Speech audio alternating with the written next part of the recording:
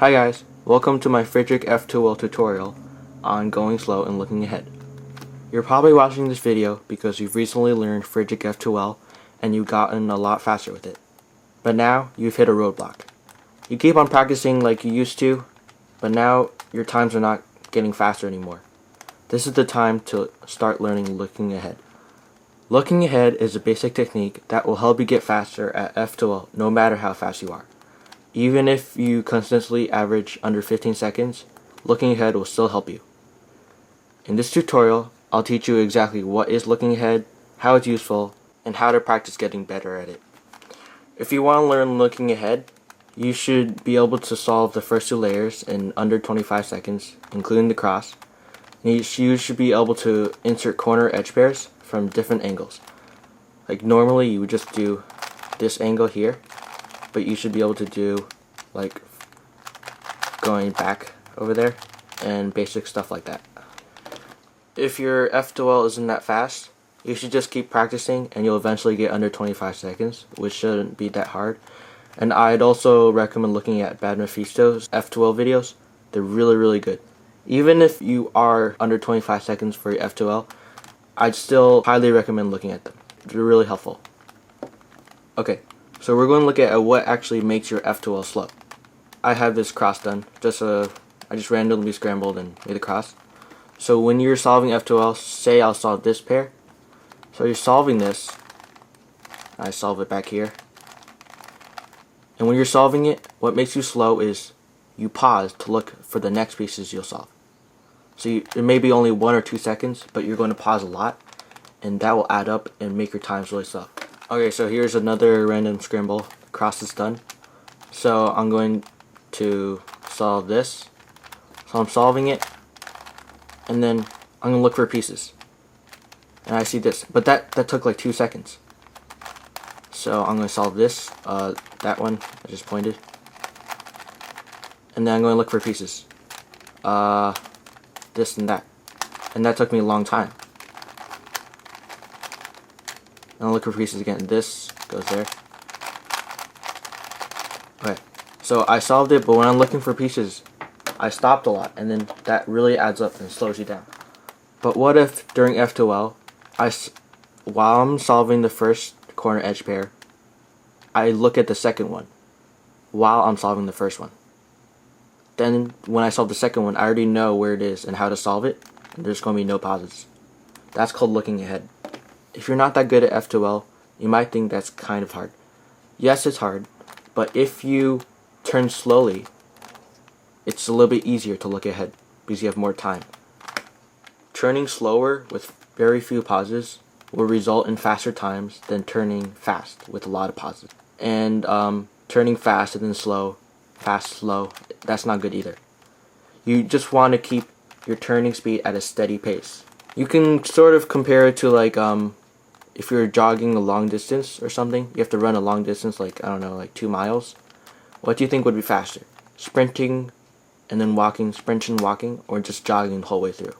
Obviously the jogging would be faster because you just go consistently and you never stop running. Okay, now I'll show a couple of solves of me turning slowly without any pauses or a few pauses, and turning really fast with a lot of pauses. You'll see which one's actually faster. Okay, so I'm going to do the first solve going fast with a lot of pauses. My cross is already done, so I'm just going to the F2L part, and I'm going to use my stack mat timer to time it. So, here we go.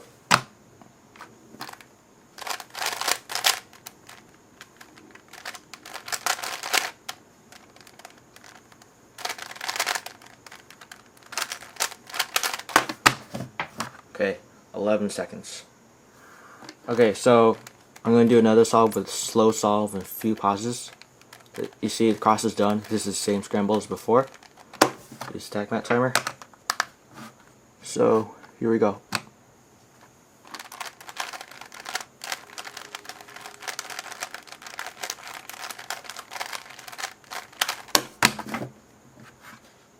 .22 seconds.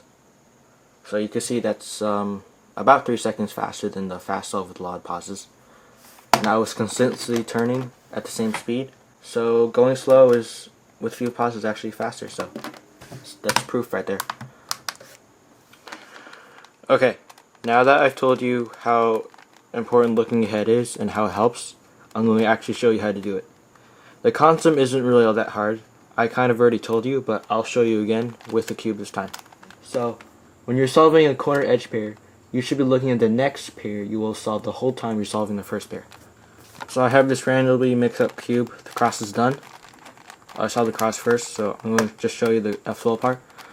So I see these two. I'm going to solve it. And when I'm solving it, I'm going to search for another corner edge to solve. So I'm going to solve this. Keep on looking, and when I'm still solving this, I see these two. So I already know where they are, so I can immediately move on and solve them.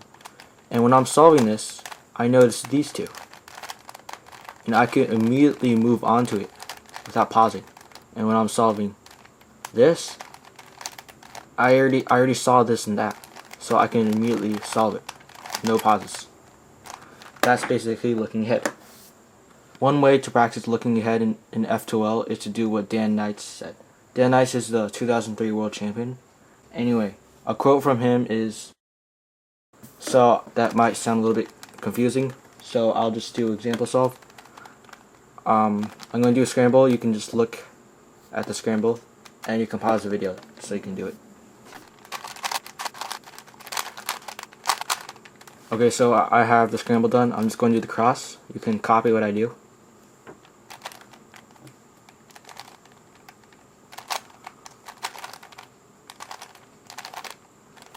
Okay, so I have the cross done. I'm just going to do what Dan Knight said again. I see this and that. So these two, I'm going to solve it this way. And halfway through I'm solving it, I'm going to look at another pair. I'm going to look for another pair.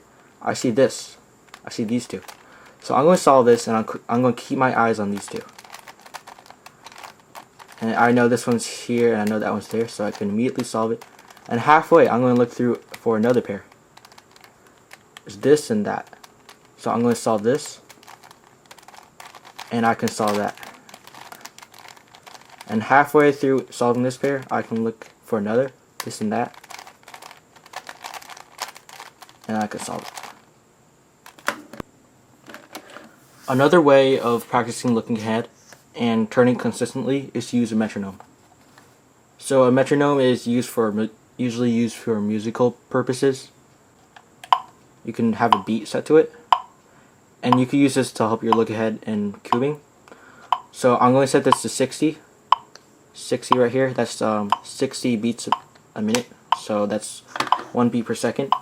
And what you do is every time it beats, you do one turn. You never want to miss a beat. If you miss a beat, then it's too fast, or you might want to go to 40 or something, or 50.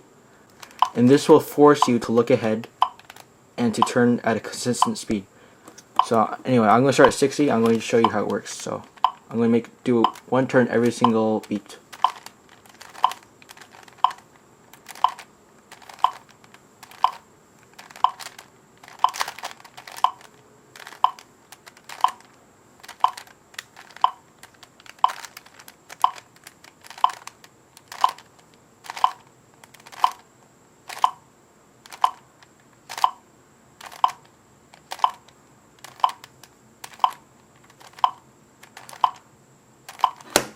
Okay, so that was it.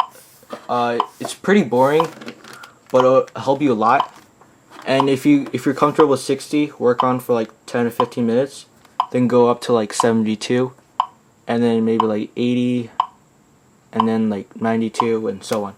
Go up by tens. So that's basically looking ahead.